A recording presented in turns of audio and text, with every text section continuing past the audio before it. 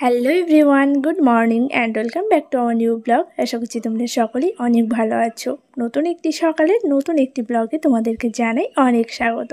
সকালবেলা উঠে যেগুলো আমার কাজ থাকে, পাশে ঘরদোর ঝাড় দিয়ে নিয়েছি। ঘরটা না আজকে সকাল সকাল মুছেও নিয়েছি, অনেক সকালবেলায় ঘুম থেকে উঠেছি। আর তারপরেই এই যে শুরু করে দিলাম রান্নাবান্না।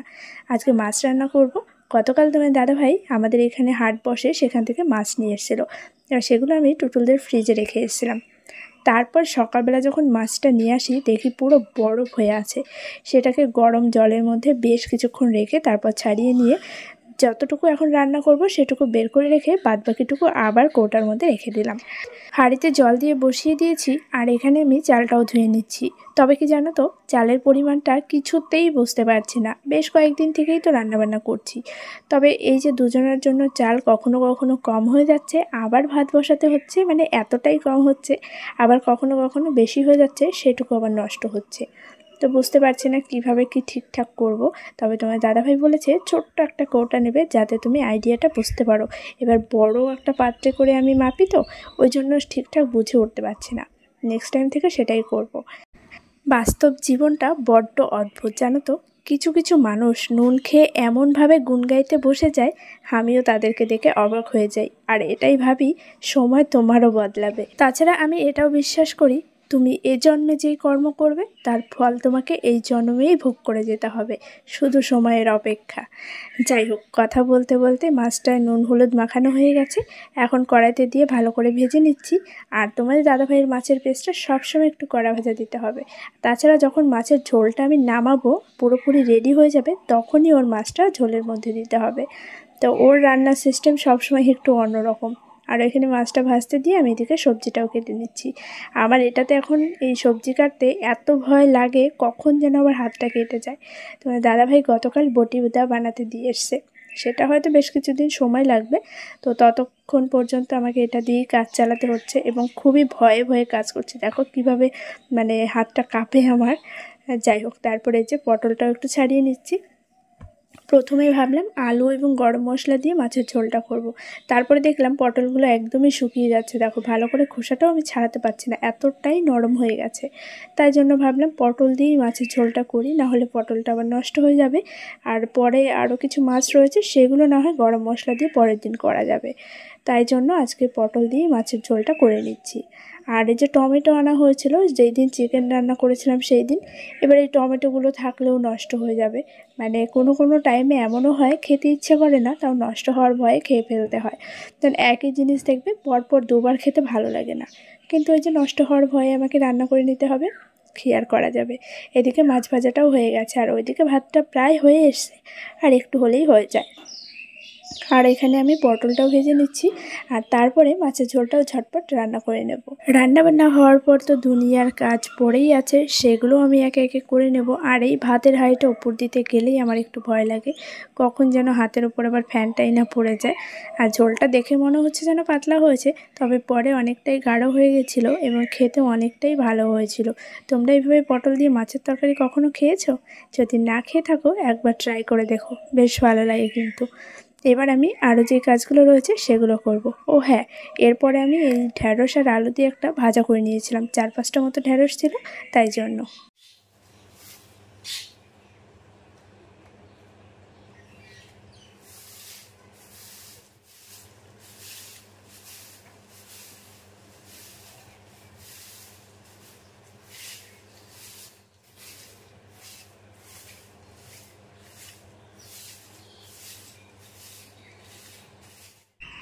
উঠোনটা ঝাড় দিয়ে চলে আসলাম জামা কাপড় তুলতে। বাইরে অনেকটাই মেঘ মেঘ করছে, এবং যখন তখন বৃষ্টিও চলে আসতে পারে। তাছাড়া আমি যাব স্নান করতে, আর এই জামা কাপড়গুলো আজকে শুকাবেও না। তাই ভাবলাম তুলে বারান্দায় তোমার দাদাভাই একটা দড়ি টাঙিয়ে দিয়েছে, সেখানে মেলে দিই। এমনিতেও আমার কালকে রোদ্রে দিতেই হবে, তাই জন্য এখানেই সব মেলে দিচ্ছি। আর এই দড়িটা টাঙানোর অনেক সুবিধা হয়েছে, কারণ বৃষ্টির সময় জামা কাপড় মেলতে হয়, আবার সন্ধ্যের পরে জামা কাপড় তো আর বাইরে রাখা যায় না, তখন এসে এখানে মেলে দিলে বেশ সুবিধাই হয়েছে। আর এগুলো মেলতে মেলতেই আমার আবার একজন কাস্টমার চলে এসেছে, ব্লাউজের অর্ডার দেবে, সেই নিয়ে একটু কথা বলছিল। তো তাই জন্য যে আমি ওখানে দাঁড়িয়ে দাঁড়িয়ে বেশ কিছুক্ষণ কথা বলে নিলাম। এবং আজকে এমনি জিজ্ঞাসা করছিল কেমন কি বানাতে ভালো হবে, তারপর কত কি রেঞ্জ, এই বিষয়ে আর কি। আগামীকাল এসে দিয়ে যাবে, তো এই আর কি।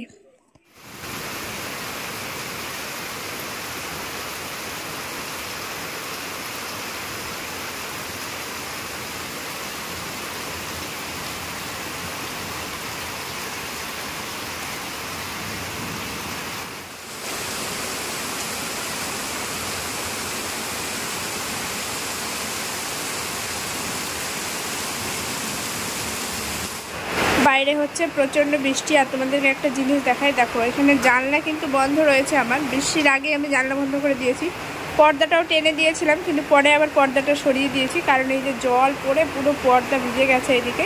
আর ঘরের অবস্থাটা জাস্ট দেখো কীভাবে জল ঢুকছে পুরো ঘর। আর এইদিকে এই যে খাটের এই সাইডগুলোও ভিজে যাচ্ছে। পাপোশটা যে ঠেলা দিয়ে ভেতরে দিয়ে দিলাম, আর এই সাইড দিয়ে দেখো অবস্থা।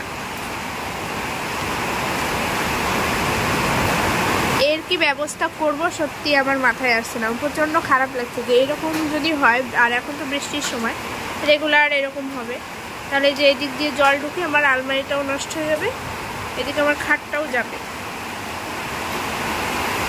কি করব বলো? এর কোনো সলিউশন জানা থাকলে তোমরা আমাকে জানিও।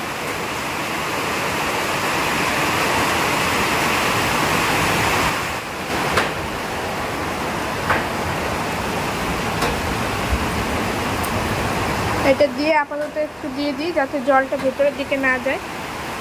তারপর তোমার দাদাভাই বাড়ি আসুক, দেখি কোনো ব্যবস্থা করা যায় কিনা।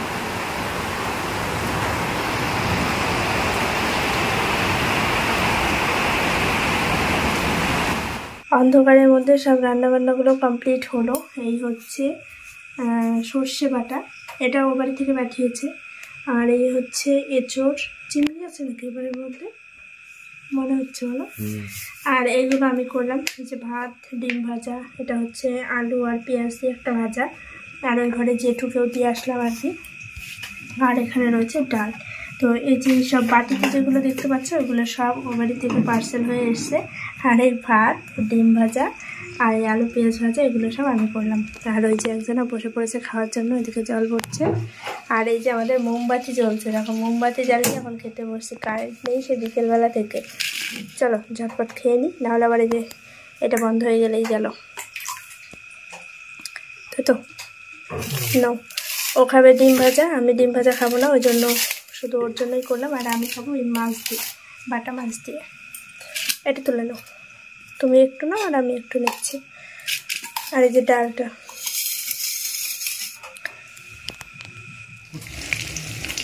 অন্ধকারের মধ্যেই চলছে রান্না বান্না, সব রান্না হয়ে গেছে। আর এখানে যে মাছ ভাজা করছি এখন, মাছটা সকালে রান্না করবো, ওই জন্য এখনই ভেজে রাখলাম।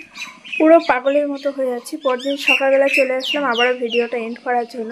আর এই কদিন থেকে এরকমই হচ্ছে, মানে রাত্রে আমি পুরোপুরিভাবে ব্লগটা শেষ করতে পারছি না। কালকে বিকেলবেলায় প্রচণ্ড বৃষ্টি হয়েছে, সেটা তোমরা ব্লগে দেখেছোই। আর বৃষ্টির পরে আমার ঘরের অবস্থাও খুব বাজে ছিল, প্রচণ্ড পরিমাণে জল ঢুকছিল এবং আমার ভয়ও লাগছিল যে আলমারিটার কী অবস্থা হবে। তো এটার জন্য খুব তাড়াতাড়ি ব্যবস্থাও করতে হবে। তো ওই করে করে সারা রাত্রের মধ্যে কারেন্ট আসেনি, সকালবেলা দিয়ে কারেন্ট এসছে। আর সকালবেলা থেকে তো আমার প্রচণ্ড পরিমাণে ঝড় উঠে যায়, কাজের ঝড় উঠে যায়। তো রান্নাবান্না কমপ্লিট করে নিয়েছি, আর এখন বাজে হচ্ছে 7:20। তো আমি জাস্ট খাবারটা বাড়তে যতক্ষণ দেরি, তারপর রেডি হয়ে তোমার দাদাভাইয়ের সঙ্গে বেরিয়ে যাবো। আজকে অনেক জায়গায় যাওয়ার আছে এবং অনেক কাজকর্ম রয়েছে, সেগুলো আমাকে কমপ্লিট করতে হবে। তো ভেবেছিলাম গতকাল রাত্রে খুব সুন্দরভাবে তোমাদের কিছু কমেন্টে রিপ্লাই করব এবং ব্লগটা সুন্দরভাবেই শেষ করব, দিয়ে এডিট করে পুরোপুরি আপলোড করে রাখবো। কিন্তু আমি চাইলে কী করে হবে, সেটা কখনোই সম্ভব না। সারা রাত্রের মধ্যে যে বললাম কারেন্ট আসেনি, তো এখন কারেন্ট এসে দেখি আমি ভিডিওটা রেডি করে আপলোড করতে পারি কি না। নাহলে বাড়ির থেকে একবার বেরিয়ে গেলে আজকাল ভিডিও আপলোডই করা হবে না। তো তাই জন্য আর কি তোমাদেরকে ছোট্ট একটা আপডেট দিতে আসলাম। আর ভিডিওটা অনেকটাই ছোট হয়েছে জানি, কারণ বিকেলের পর থেকে হচ্ছে কোনোরকম ব্লগ শ্যুট করতে পারিনি। যে আর রাত্রেবেলায় রান্না করেছিলাম, সেইখান থেকে আবার খাবার জেঠুকে দিয়েছিলাম। জেঠু আর একটা ঠাম্মা এসছে আর কি। তো টুটুর ওরা কেউই বাড়িতে ছিল না, ওদের ইনভাইট ছিল একটা জায়গায়। তাই আমি আবার এখান থেকে যা পেরেছি তাই করে, মানে জেঠুই বলেছিল আলু পেঁয়াজ দিয়ে ভাজা খাবে, মাছ রান্না করতে চাইলাম। জেঠু বললো যে মাছ খাবে না, মাছ ভালো লাগে না সবসময় খেতে, তাই জন্য ডিম ভাজা আর আলু পেঁয়াজ দিয়ে ভাজা আর অল্প একটু গরম ভাত দিয়ে আসলাম। তারপরে আমরাও খাওয়া দাওয়া করে নিয়েছিলাম। তো এই আর কি। চলো আজকে আর বেশি কথা বলছি না, জানো তো। এই যে ঘুম থেকে উঠে বিছানাটা তুলে নিলাম, ঘর ঝাড় দিয়ে ঘর মোছা হয়ে গেছে, রান্না বান্না হয়ে গেছে। ওই যে 4 পিস মাছ ছিল সেটা রান্না করেছি, আর ভাত, আর কোনো কিছু রান্না করিনি। তো এই সমস্ত কাজ বাজ কমপ্লিট করে তোমার দাদাভাই গেছে ফ্রেশ হতে, ও আসবে, তারপর খাবারটা বেড়ে নিয়ে আমিও রেডি হয়ে বেরিয়ে পড়বো। আর রেডি হওয়ার পর থেকে আবার নতুন ব্লগ শুরু হবে। আর তোমাদের যে কমেন্টের রিপ্লাইটা আমি করতে চেয়েছিলাম সেটা আর এই ভিডিওতে করতে পারলাম না, সরি, কারণ সময় নেই এখন যে বসে আমি একটু ভিডিও করবো। দেখো এখন 7:20 বাজে, আর 8টার আগেই আমাকে আবার বেরোতে হবে খাবার দাবার রেডি করে, নিজে রেডি হয়ে। তাই জন্য আর পারলাম না, আবার ভিডিও আপলোড করতে একটু সময় যেতে হবে। তো চলো, কেউ কিছু মনে করো না, নেক্সট ভিডিওতে সম্ভব হলে অবশ্যই জানাবো, আর না হলে ঠিক জানিয়েই দেবো আর কি। তোমরা আমার পাশে থেকেও আমাকে এইভাবে সাপোর্ট করো এবং আমার বিষয়গুলো একটু বোঝার চেষ্টা করো। তো চলো, আজকের মতো ভিডিওটা এখানেই এন্ড করছি। দেখা হচ্ছে আগামীকাল একটি নতুন ভিডিওর সঙ্গে। সবাই খুব ভালো থেকো, সুস্থ থেকো। আর তোমাদের কোথায় কোথায় এরকম প্রচুর ঝড় বৃষ্টি হয়েছে কমেন্ট করে কিন্তু অবশ্যই জানিয়ে দিও। আমাদের এখানে এতদিন বৃষ্টি হয়নি, আর এখন শুরু হয়েছে, রেগুলার বৃষ্টি হচ্ছে। আজকেও নাকি বৃষ্টি হবে এরকমই কথা শুনছি, যাই না কতদূর কী হয়। তো তোমার দাদাভাই চলে আসলে এবার আমাকে ঝটপট রেডি হয়ে যেতে হবে। চলো বাই, আজকে আর কথা বলছি না।